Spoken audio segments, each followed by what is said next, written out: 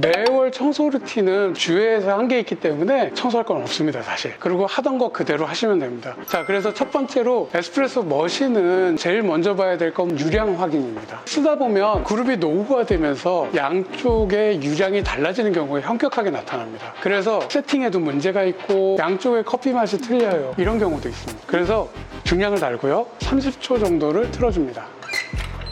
그래서 시간이 30초가 되면 멈춰줄 겁니다. 1그룹에서는 210g 나왔습니다. 두 번째 그룹은 얼마가 나오는지 체크를 해볼까요? 사용하다 보면 조금씩 차이는 있을 수 있습니다. 그래서 한 10%에서 15%가 양쪽이 차이 나는 거는 그럴 수 있다, 이 정도로 봅니다만, 그거보다 더 차이가 나게 되는 경우엔 조치를 해야 됩니다.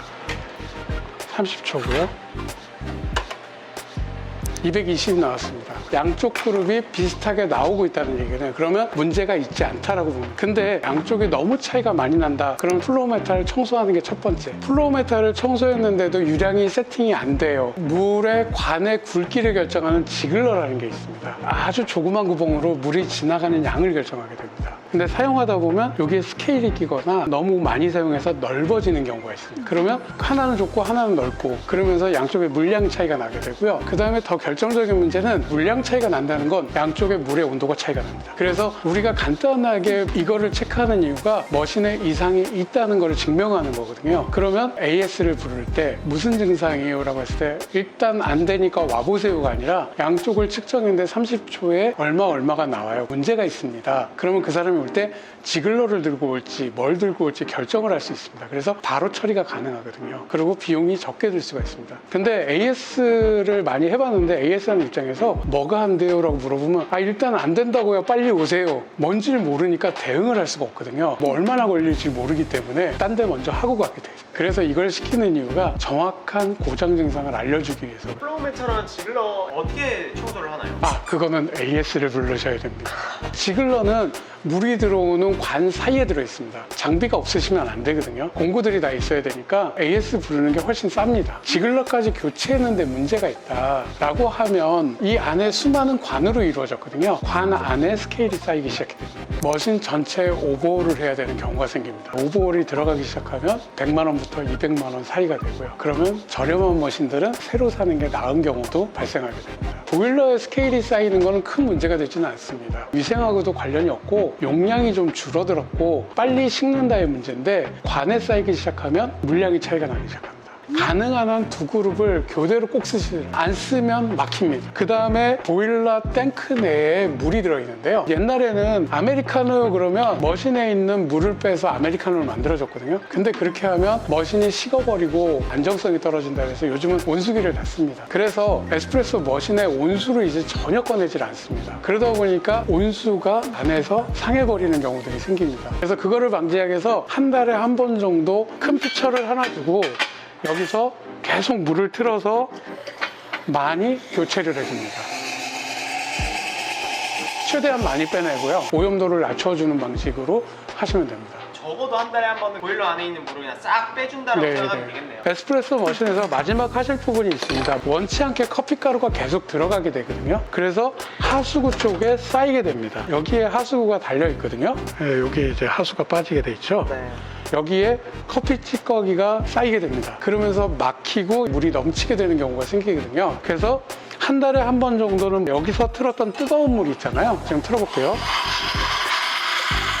자, 이 뜨거운 물 그냥 버리지 말고 하수구에다가 조심스럽게 흘려주게 됩니다. 너무 한꺼번에 부으면 넘치게 되니까 천천히 부어주면서 쌓여있는 때들을 제거해주게 됩니다. 너무 빨리 부었더니 조심하시라고요. 저렇게 물이 넘치기도 합니다. 너무 빨리 부으면 관로에 쌓여있는 찌꺼기를 제거해 주시면 하수구 막히는 일이 줄어들게 됩니다. 그 다음에 머신에 상판을 분리합니다. 위에 올라가서 아래를 보십니다. 조인트 부분이 다 있거든요. 이 조인트 부분에서 누수가 있는지를 확인하십니다. 만약에 누수가 있다면 파이프렌치 같은 거로 조여주면 되고요. 그래도 누수가 발생한다면 AS를 분리해가지고 조치를 취하셔야 됩니다. 한번 누수가 발생해서 녹이 발생하기 시작하잖아요. 녹은 계속 생깁니다. 그리고 다시 돌아올 수 없는 강을 건너게 돼요. 녹이 났다는 얘기는 편편한 표면이 깎여 나가기 시작했다는 얘기거든요. 그래서 교체를 하지 않고는 안 되는 경우들이 많습니다. 그리고 두 번째 번째 우리가 조심해야 될 것들은 압력 조절 장치거든요. 보일러 머신이 터지지 않도록, 폭발하지 않도록 도와주는 겁니다. 겨울이 되면 캐러멜 소스, 바닐라 소스, 초코 소스들이 굳어요. 그러니까 어떻게 하냐면 따뜻한 데 올려놔가지고 녹입니다. 근데 부풀다가 얘가 쓰러져요. 그러다가 여기에 떨어지게 되면 처음에 말랑말랑하지만 시간이 지나면 지날수록 열이 받아가지고 캔디로 변해버려요. 그래서 나중에 이게 작동을 안 해버리는 경우들이 생깁니다. 매우 위험합니다. 실제로 외국에서는 그것 때문에 터지는 사례들이 가끔 있거든요. 절대 시럽이나 이런 거 올리지 말라고 항상 말씀을 드려요. 그래서 시럽을 꼭 녹이시고 싶으면 피처에다 따뜻한 물 담아서 거기서 녹이시라고. 소스나 시럽통에 이제 펌프 같은 거를 청소를 많이 하시잖아요. 보통 싱크대에서 할 건데 보여주기 위해서 여기서 하도록 할게요. 여기에 설탕들이 있다 보니까 곰팡이들이 생기기가 쉽거든요. 가능한 한 매일 청소를 해주시는 게 좋습니다. 소스 펌프도 마찬가지고요. 소스 펌프는 로스가 많으니까 나는 너무 아까워서 그래 그러면 한 3일에 한 번, 일주일에 2번이라도 좀 청소를 해주시는 게 좋고요. 여름에는 매일 해야 됩니다. 주로 이 안에 설탕들이 들어가거든요. 그래서 여기서 굳어버리게 됩니다. 너무 뜨거운 물을 담으면 변형이 있으니까 따뜻한 물을 담고 그대로 이렇게 눌러주게 됩니다. 그러면 안에 있던 설탕이 녹아내리면서 자연스럽게 물이 순환되게 됩니다. 그러면 이 안에는 뜨거운 물로 세척이 되어 있을 거고 살균까지 되어 있을 겁니다. 이제 여기를 빼서 설거지를 하시면 됩니다. 이렇게 털면 안에 들어갔던 물이 다 나오게 됩니다. 그리고 소스 펌프들은 이것들이 다 분해가 됩니다. 물기가 있으면 여기서 곰팡이가 발생하거든요. 퇴근하기 전에 뜨거운 머신 위에 이렇게 올려놓고 다음날 아침에 완전히 건조가 되어 있을 겁니다. 그럼 다음날 아침에 다시 조립해서 사용하시면 위생적으로 사용하실 수 있습니다. 그러면 저렇게 뚜껑이 열린 건 잘 막아놔야겠네요. 덮어놔야죠.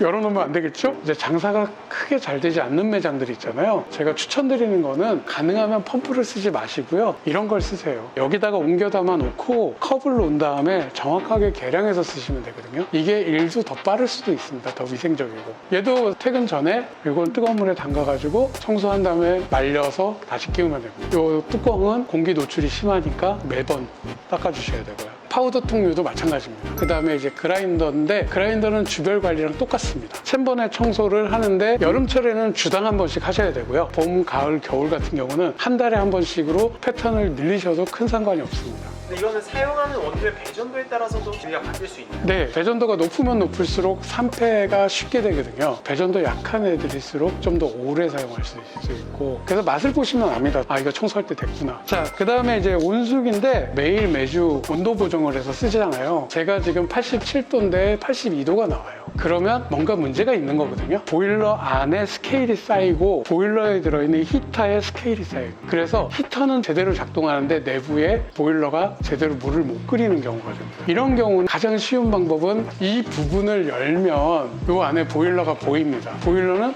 바로 열리게 되어 있습니다. 그래서 거기에다가 구연산을 넣어주고 끓입니다. 전체가 한 4리터 정도 될 거거든요. 리터당 30g 정도 잡으시고 120g 정도 넣어주시면 됩니다. 한번 우르르 끓고 나면 물을 다 빼주시면 됩니다. 그리고 새물 넣어주면 됩니다. 그런데도 불구하고 온도가 안 맞는다. 그러면 AS 부르셔야 됩니다. 근데 한 5도 차이 나는 건 생각하고 쓰면 되지 라고 생각하셨으면 그냥 쓰셔도 돼요. 매우 단순한 기계 때문에 정밀 기계처럼 온도가 꼭 맞아야 된다고 생각하실 필요는 없습니다. 다만 스케일까지 제거하고 막 했는데 80도, 100도까지 올렸는데도 60도 이상 안 올라가더라. 이런 경우는 AS를 하셔야겠죠. 그 다음에 이제 제빙기인데 얼음이 만들어지는 판을 청소해야 되거든요. 호시잡기류의 냉각핀이 오픈이 안 된 것들은 개인이 청소하기 힘듭니다. 다만 브레마나 카이저나 수조 형태로 되어 있는 것들은 모든 부품이 분해가 가능하거든요. 그거는 인터넷 찾아보시면 굉장히 많은 정보가 나와 있습니다. 그걸 보고 따라 하시면 됩니다. 매월 한 번 정도는 열고 물때를 청소해 주시면 됩니다. 생각보다 한 번 청소해 보시면 이렇게 미끄덩 됐나? 아, 이렇게 이끼가 많이 자라는구나 라고 느끼실 수 있을 겁니다. 그리고 얼음통 안에 곰팡이가 자라고 있는 걸 보면서 아, 이거를 먹고 있구나 라고 생각을 하실 겁니다. 저희가 이제 생각했을 때 가장 큰 문제가 커피 먹고 배탈 나시는 분들이 많은데 대부분 설마 커피가라고 생각하셔서 컴플레인을 안 거시는 것일 뿐 가게 오픈해서 문 닫을 때까지 제빙기 청소 안 하시는 분들이 90%가 넘으세요. 저희가 이제 마지막으로 할 게 정수 필터입니다. 정수 필터는 분기당 한번 하시면 되고요. 주기에 따라서 교체를 해주셔야 됩니다. 사용량으로 따지면 1년까지도 사용이 보통 가능하거든요. 근데 장사가 되건 안 되건 6개월 이상 물이 통과하고 달아놓으면 맛이 좀 떨어지는 건 분명하더라고요. 거의 대부분의 필터들이 좋은 맛을 내기 위해서 중에서 야자나무숲 계열들의 카본을 씁니다. 그래서 필터를 갈고 나면 단맛이 되게 좋아져요. 그래서 커피를 뽑아도 단맛이 잘 나오고 되게 커피가 클린하게 나오거든요. 근데 이게 시일이 지나면 지날수록 필터들이 그 역할들을 못하게 되니까 커피 맛이 터프해지기 시작합니다. 그래서